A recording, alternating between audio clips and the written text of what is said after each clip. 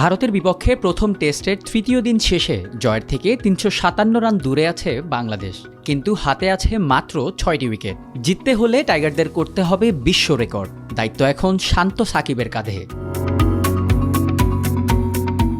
দ্বিতীয় দিন শেষে ৩ উইকেট হারিয়ে ৮১ রান করা ভারত এদিন ব্যাট করতে নেমে শুরুতেই তাণ্ডব চালায় বাংলাদেশি বোলারদের ওপর। শুভমান গিল ও ঋষভ পান্ট দ্রুতই বাড়িয়ে নেন দলের রান।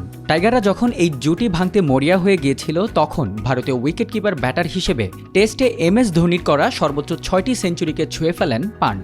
পরবর্তীতে ব্যক্তিগত ১০৯ রানে মিরাজের বলে উইকেট দিয়ে সাজঘরে ফেরেন এই বাঁহাতি হার্ডিটার। তবে পান্ট চলে গেলেও ঠিকই নিজের সেঞ্চুরি তুলে নেন গিল। এরপর বাংলাদেশকে ৫১৫ রানের বিশাল টার্গেট দিয়ে ইনিংস ঘোষণা করে ভারত।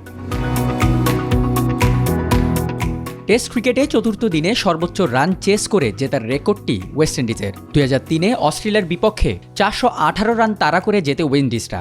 সেখানে বাংলাদেশকে ভারত টার্গেট দেয় ৫১৫ রানের। এই রান তাড়া করতে নেমে শুরুটা ভালো করলেও পরে থমকে যায় টাইগাররা।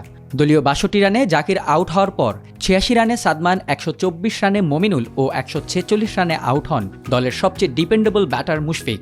দলের মোট রান যখন ৪ উইকেট হারিয়ে ১৫৮, সেখানে ব্যক্তিগত ৫১ রানে অপরাজিত আছেন অধিনায়ক শান্ত, সঙ্গে ৫ রান নিয়ে আছেন সাকিব আল হাসান। এরপরই আলো স্বল্পতার কারণে সমাপ্তি ঘোষণা করা হয় তৃতীয় দিনের খেলা। দরকার এখনও ৩৫৭ রান। ২২ সেপ্টেম্বর সকাল ১০টায় শুরু হবে চতুর্থ দিনের খেলা।